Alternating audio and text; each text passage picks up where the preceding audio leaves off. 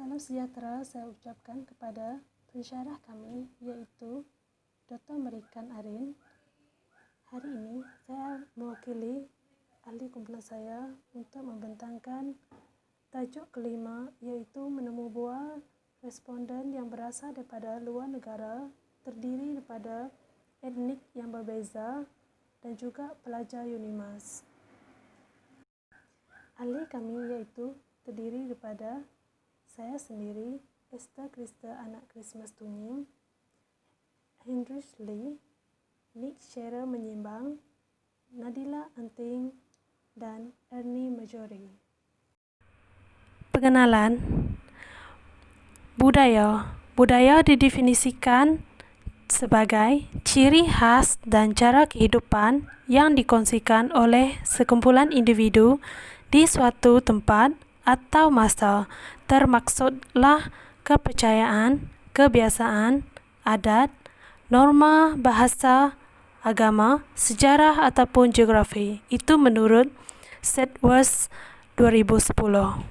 Seterusnya, etnik pula didefinisikan sebagai sekumpulan individu yang mempunyai budaya yang sama.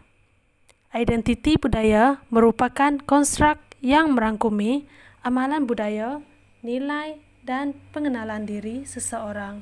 Itu menurut Sedgwick dan rakan-rakannya pada tahun 2010. Tujuan kajian ataupun pembelajaran ini dijalankan adalah mengetahui gaya hidup dan nilai tradisional yang berbeza dalam sesebuah etnik yang ditekankan untuk pelajar UNIMAS berasal daripada luar negara. Bagi reka bentuk kajian ataupun pembelajaran ini adalah berbentuk kualitatif. Responden kami iaitu pelajar UNIMAS, 5 orang responden. Kaedah yang dijalankan iaitu temu bual melalui WhatsApp. Masa yang diperuntukkan untuk setiap temu bual dijalankan adalah 30 minit. Soalan yang dikemukakan adalah berbentuk soalan terbuka.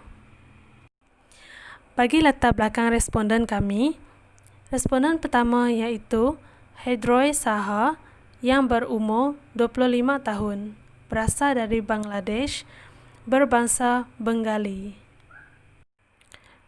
Latar belakang untuk responden kedua pula iaitu responden kedua bernama Muhammad Nasir Khan, berasal dari Pakistan, berbangsa Pashtuns.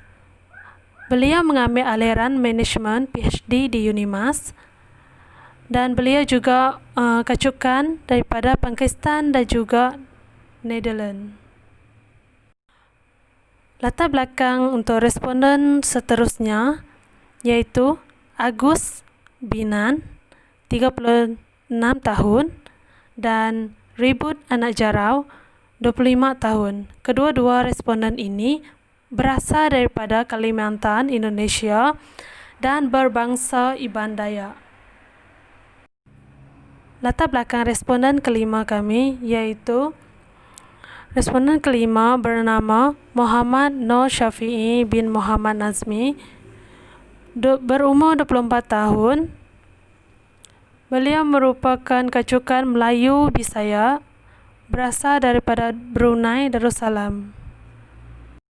Untuk aspek perbincangan, kumpulan kami membuat persamaan dan perbezaan yang dinyatakan oleh responden dan juga perbezaan dengan etnik ataupun adat resam masyarakat Iban di Malaysia. Bagi responden satu, di mana responden telah menyatakan kebebasan beragama dan juga sekularisme. Persamaan di mana kebebasan beragama sama juga di Malaysia, di mana kita masih mengamalkan kebebasan beragama dan tiada paksaan untuk menerima sesebuah agama bagi dianuti oleh setiap individu. Sekularisme pula merujuk kepada pengasingan kuasa negara daripada peraturan agama. Corak pemerintahan agama perlu dibezakan agar tidak sepadu antara politik dan juga agama. Bensanya di sini adalah budaya di Malaysia, di mana setiap perkara yang dilakukan adalah berdasarkan landasan prinsip agama terlebih dahulu, ataupun dalam kata lain, agama merupakan tonggak untuk memajukan sesebuah negara. Bagi responden kedua pula, di mana responden kedua yang berasal daripada Pakistan menyatakan beliau masih mengamalkan nilai ataupun amalan jirga yang membawa maksud menyelesaikan sesuatu isu ataupun perkara secara adat ataupun secara sendiri terdahulu tanpa membuat rujukan pihak luar.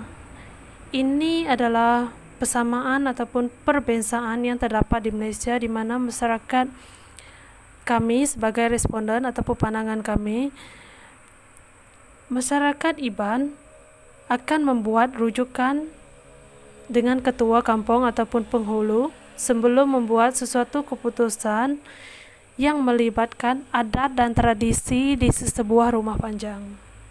Seperti yang kita tahu, responden 1 dan responden 2 telah menyatakan perbezaan yang terdapat di negara luar ataupun etnik mereka dan juga berbeza daripada di Malaysia. Bagi responden ketiga, keempat dan kelima, tiada banyak perbezaan yang dinyatakan oleh responden. Terdapat beberapa persamaan di mana responden ketiga dan keempat yang merupakan Iban Dayak yang berasal daripada Kalimantan, Indonesia, menyatakan perayaan Gawai ataupun perayaan terbesar di tempat mereka iaitu Gawai, di mana mereka akan menyeru semangat padi dan menyatakan rasa gembira untuk mendapat hasil. Seterusnya juga kepada cara pakaian tradisional mereka lebih kurang sama dengan masyarakat Iban di Malaysia. Seterusnya, untuk responden kelima pula, tiada banyak perbezaan yang terdapat di Brunei Darussalam, sama juga dengan masyarakat Melayu Bisaya di kawasan Sarawak, Malaysia. Bagi refleksi ataupun dapatan kajian ini, yang menyatakan sebilangan besar kaunselor di Malaysia mengendalikan sesi kaunseling yang turut melibatkan klien yang terdiri daripada pelbagai budaya, bangsa dan etnik. Itu menurut Barbie pada tahun 2001.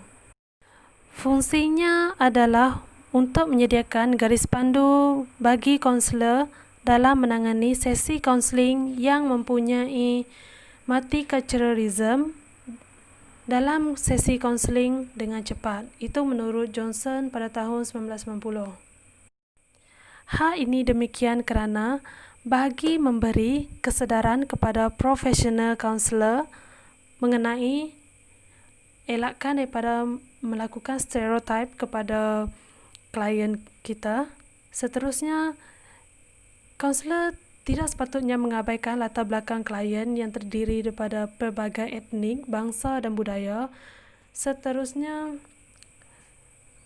juga adalah untuk melihat kepada nilai kendiri. Kita terdapat untuk memaksa klien kita menerima nilai yang ada pada kita dan diserap kepada klien kita.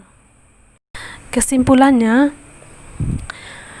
terdapat beberapa perbezaan dan persamaan yang didapati setelah menjalankan sesi temu bual dengan responden yang berasal daripada luar negara dan juga merupakan pelajar UNIMAS. Dapatan daripada kajian atau pembelajaran ini adalah meningkatkan pengetahuan yang lebih lagi mengenai aspek budaya dan adat resam di luar negara dan juga dalam negara. Thank you.